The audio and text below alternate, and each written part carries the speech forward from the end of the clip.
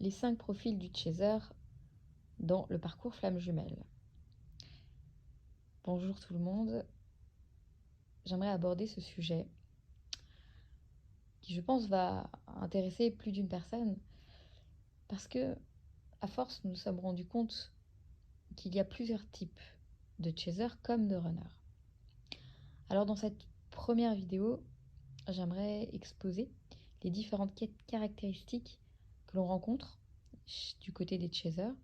Et dans la prochaine vidéo, nous regarderons aussi les différents types de runners. Alors, comme vous le savez, le chaser, c'est bien celui qui a tendance à, entre guillemets, poursuivre son autre. C'est celui qui va donner beaucoup, c'est celui qui va s'accrocher, c'est celui qui va espérer. Et parfois, voire même souvent, celui qui va s'épuiser. On va souvent avoir tendance à penser que le chaser est plus évolué, plus conscient que le runner. Mais en réalité, les deux rôles sont parfaitement complémentaires. Et chacun va porter ses propres blessures. Donc à travers ce podcast, nous allons donc passer en revue les 5 grands profils du chaser, avec ses comportements, ses blessures, sa manière de vivre le lien. Surtout, on va voir comment ces profils peuvent évoluer et s'en sortir sans pour autant en perdre la raison. Revenons sur qu'est-ce qu'un chaser. Le chaser, c'est bien celui qui va courir après le lien. Mais pas forcément physiquement, bien sûr. Mais c'est celui qui va sentir le lien d'une façon extrêmement forte, qui veut comprendre, qui a besoin de chercher l'autre, qui a du mal à lâcher prise, et qui souffre de l'absence, du silence ou de la distance de son runner. Le chaser peut donner sans compter. Il peut se perdre dans le lien, et parfois même s'oublier complètement. Mais derrière ça, il y a aussi une immense capacité d'amour, une âme hypersensible et une peur profonde d'être abandonné. Regardons donc ces profils en détail. Premièrement, nous avons le chaser dépendant affectif. C'est celui qui a besoin de l'autre pour se sentir exister. Il ne supporte pas le silence, il ne supporte pas l'absence ou l'indifférence. Ce type de chaser va avoir tendance à envoyer 10 messages, attendre des signes, chercher des réponses, que ce soit à travers des tirages, à travers des vidéos de guidance générale, par exemple. Ce chaser-là peut même confondre amour et besoin. Sa blessure principale, c'est l'abandon. Il ne cherche pas vraiment l'autre, il cherche surtout à combler un vide intérieur. Son évolution, c'est apprendre à s'aimer seul et à se remplir de l'intérieur, afin de ne plus confondre fusion et dépendance.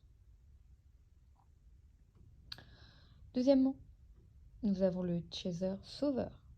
Il veut sauver son runner, le guérir, l'éveiller, le réparer. Il croit que c'est sa mission de vie. Il pense que s'il l'aime assez, l'autre finira par s'ouvrir. Ce type de runner pourrait dire des phrases du style « Je le comprends mieux que lui-même. Je suis patiente, je vais l'attendre. Il ne sait pas encore aimer, mais moi je sais. »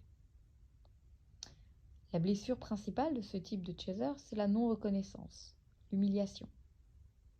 Il va chercher sa valeur à travers le fait de sauver l'autre. Son évolution va passer par apprendre que l'amour n'est pas du sauvetage, mais bien de la liberté, et que chacun est parfaitement responsable de son propre chemin. Troisièmement, nous allons avoir le chaser contrôlant. Ce chaser-là veut comprendre, expliquer, analyser, décoder. Il ne lâche rien. Il veut que l'autre réponde à ses questions, qu'il s'engage, qu'il parle, qu'il soit, entre guillemets, au niveau. Ce type de chaser peut se montrer très exigeant, dur, voire insatisfait. Il aime l'autre, à condition qu'il réponde à ses attentes.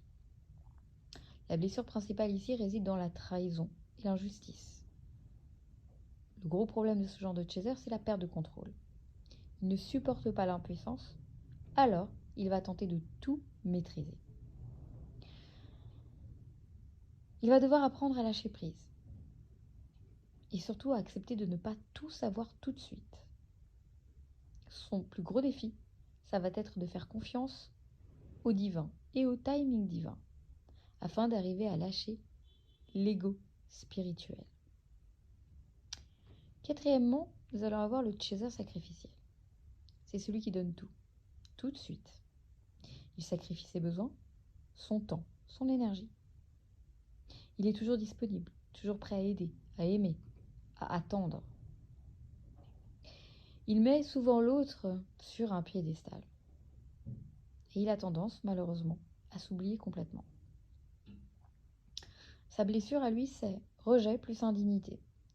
Il croit qu'il doit donner beaucoup pour mériter d'être aimé en retour. Ce type de chaser va devoir apprendre à recevoir et à se prioriser, à sortir du rôle de la bonne élève, de l'amour inconditionnel.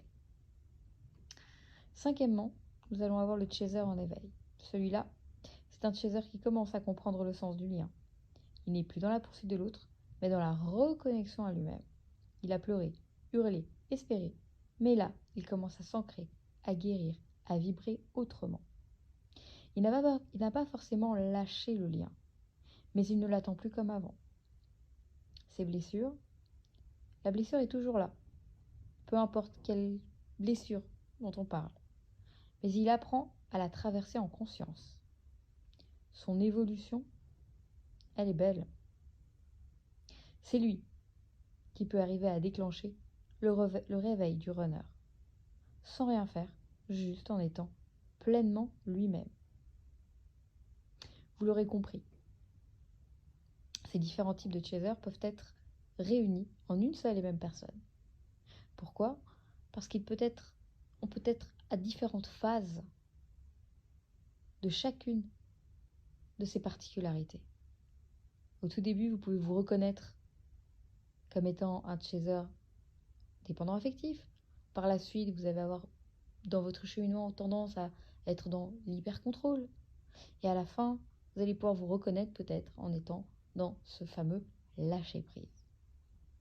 Donc, être chaser ne veut absolument pas dire être faible, ni être une victime, bien au contraire. Mais ça veut dire qu'il y a en vous une force d'amour immense. Cette force d'amour a besoin d'être redirigée vers vous-même tout d'abord. Et le jour où l'on arrive à ne plus rien attendre, où l'on n'a plus besoin d'être choisi, c'est souvent là que l'autre va commencer à se poser des questions. Pourquoi ? Parce qu'à ce moment-là, l'énergie du chaser a bel et bien changé. N'hésitez pas à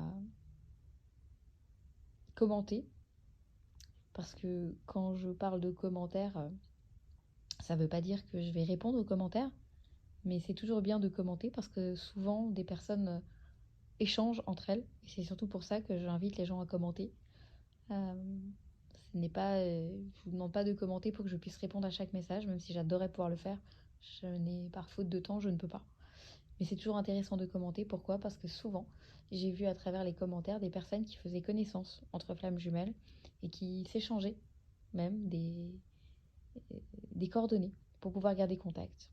Et c'est ça aussi, la communauté flammes jumelles, c'est le fait de pouvoir ensemble créer quelque chose. N'oubliez pas que nous sommes une seule et même énergie, et c'est quelque chose de beau, c'est quelque chose de puissant. Alors bien entendu, parfois on peut ne pas être d'accord les uns avec les autres, mais c'est totalement ok et c'est totalement sain aussi. Ça fait aussi partie du deal. Mais n'oubliez pas que vous faites tous partie d'une même communauté finalement. Vous avez un lien à travers vos âmes et vous avez cette capacité de vous reconnaître entre vous. Et c'est quelque chose de très beau.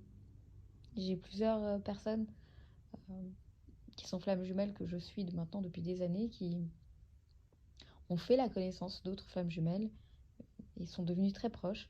Et ça aide. Qu'on le veuille ou non, ça aide. Ça aide à parler, à faire la connaissance de personnes qui vivent les mêmes choses que nous. Donc voilà, n'hésitez pas. C'est un espace pour vous exprimer, c'est un espace pour échanger aussi entre vous. Donc profitez-en. Je vous remercie à tous de votre écoute, de votre confiance et je vous retrouve dans une prochaine vidéo pour parler des 5 profils du runner. À bientôt.